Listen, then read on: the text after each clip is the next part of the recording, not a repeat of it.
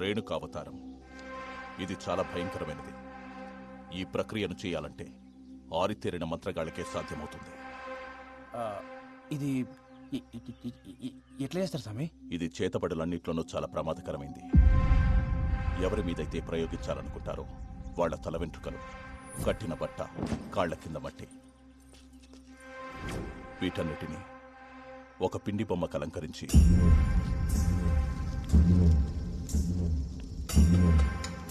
అప్పుడే పుట్టిన పసికందు బొడ్డు పేగుతో పాటు ఒక ప్రాణి కలేపరాన్ని మట్టిలో కలిపేస్తారు.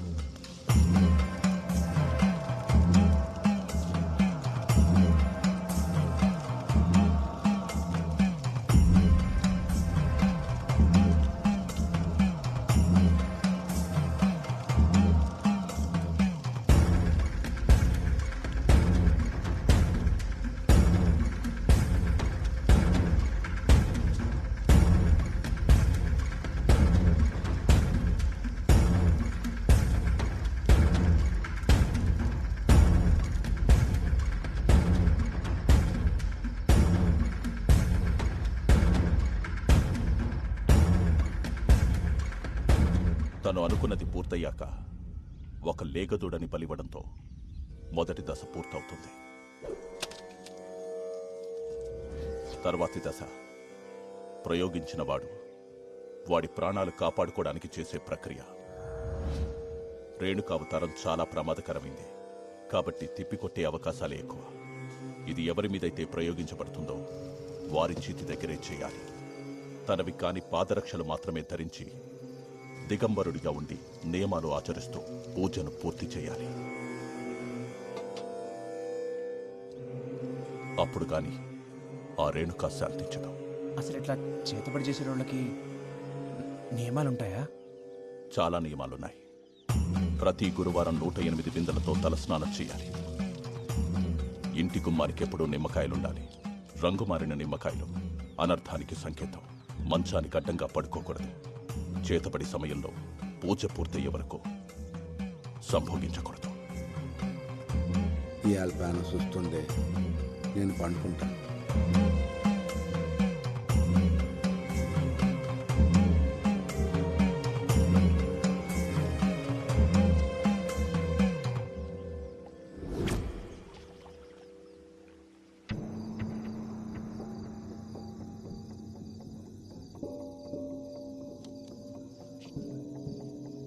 అట్లా పోయేస్తా.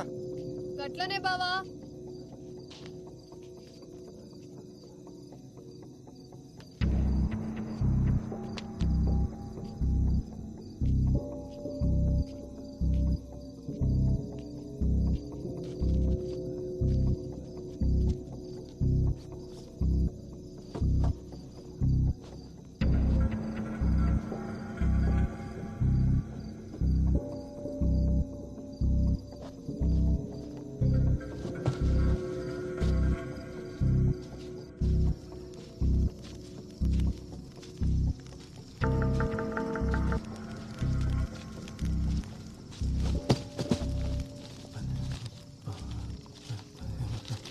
ఏమరా మళ్ళీ పండగ కూడా ఇంటికి పోలే? పోతున్నా అన్న. మళ్ళీ చిన్న సాయం కావాలి. ఓ అరగంట సేపు ఎవరు రాకుండా చూసుకో. మళ్ళా జరిగింది మొత్తం మర్చిపోవాలి. పైసలు ఇస్తా. సరే అన్నా.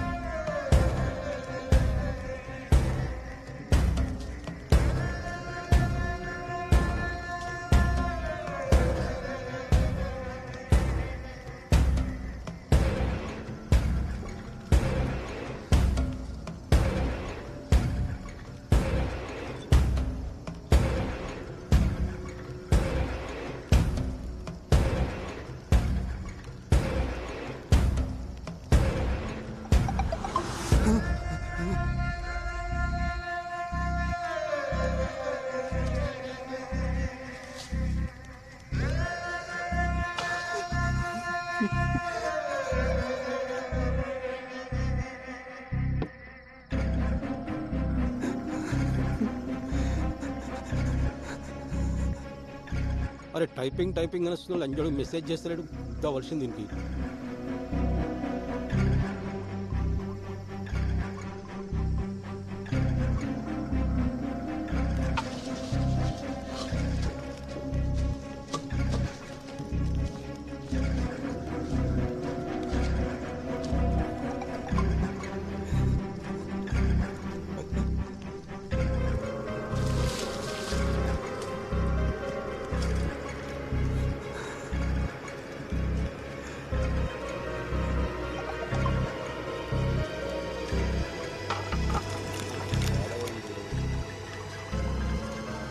రేయ్ మల్లిగా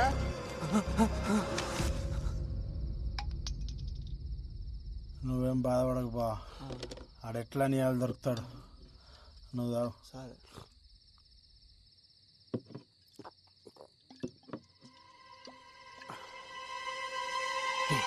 ఏమైనా? ఏడికి పోతున్నావు? రాదు వస్తున్నా అనా బా బుల్లెట్టాలని రమేస్తానే ఉన్నాయి. ఏం చేస్తున్నారో లోపల? నా దిడిచిపెట్టు, నువ్వేం చేసినావే? ఇంకా అడగొద్దనే నీకు పైసలు ఇచ్చేది. పాపమన్నా, మంచి అమ్మాయి.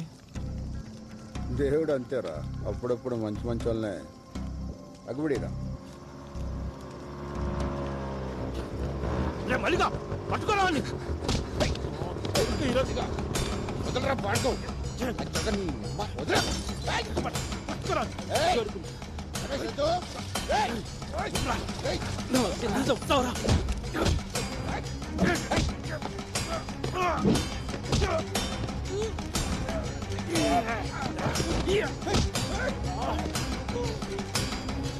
మల్లిగా నీకురా మల్లిగా అంతే.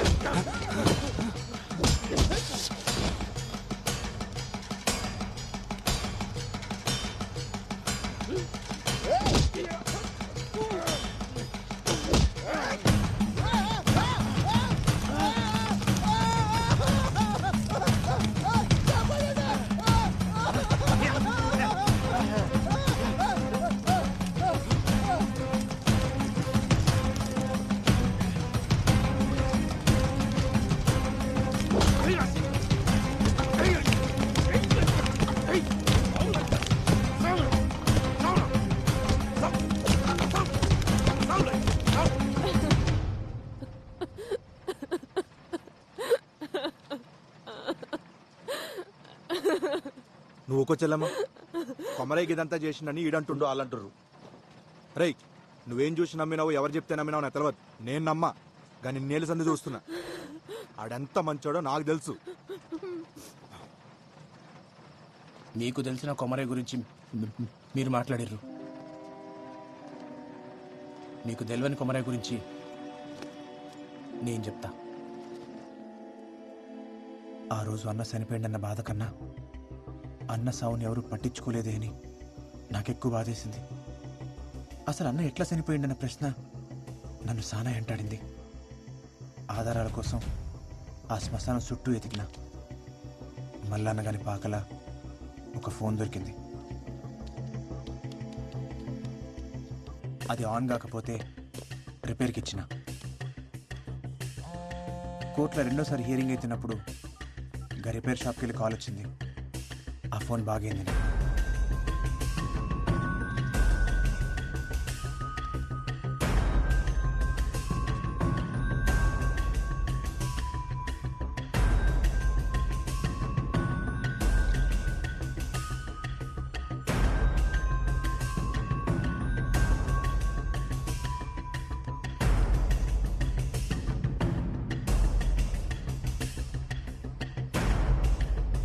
భజ్జ ఏముంది అందులో? వచ్చలమ్మ నువ్వు చూడలేవు. జగ నువ్వైనా చెప్పు, ఏముంది అందులో?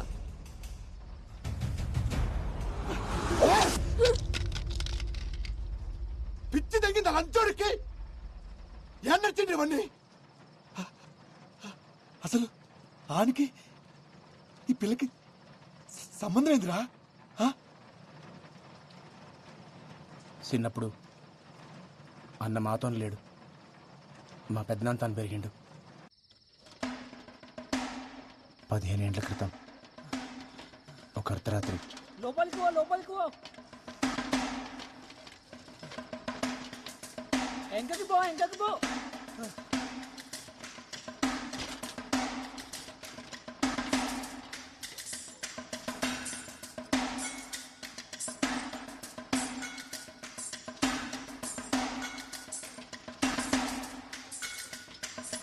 ఎంకకి పో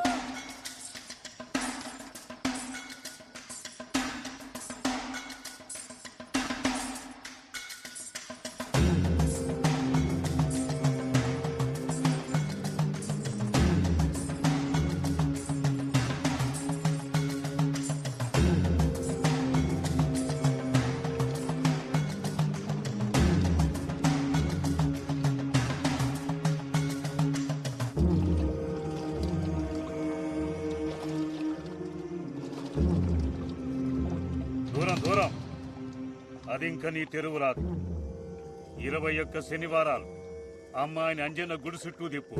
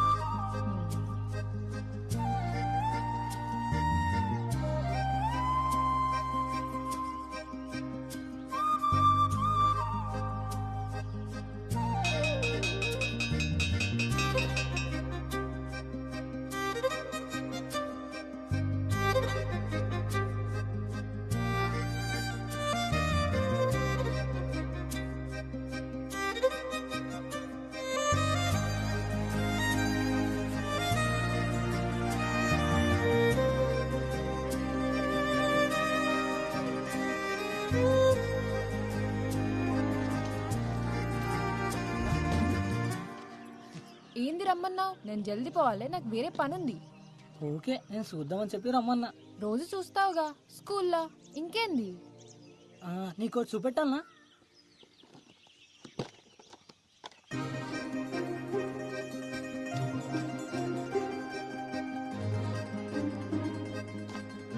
ఏంది అన్నీ?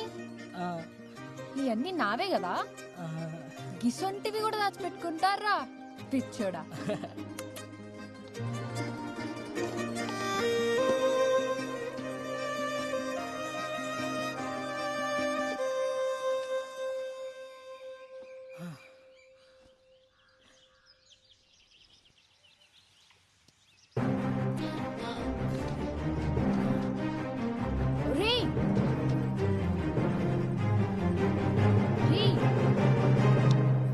ఎందుకు పెట్టావు? నువ్వంటే నాకు ఇష్టం కూడా పెట్టినా. నేనంటే నీకు ఇష్టం లే? గందుకే కదా ఏమంటలేదు.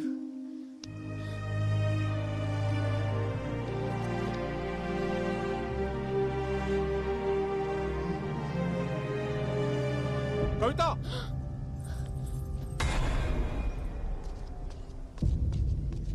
ఏం చేస్తుర్రు ఈడ? కీడెవడు? అయినా నువ్వు ఎట్లొచ్చినావు ఈడకి? ఈయనే తీసుకొచ్చిండు. ఆ పిల్ల కావాలరా నీకు? నీకు పట్టేరు కూతురు కావాలరా? ఇప్పుడు చూడు చదువంతా పాడుపాడైంది. ఏడా చదువుకోకుండా చేసిన వాళ్ళు.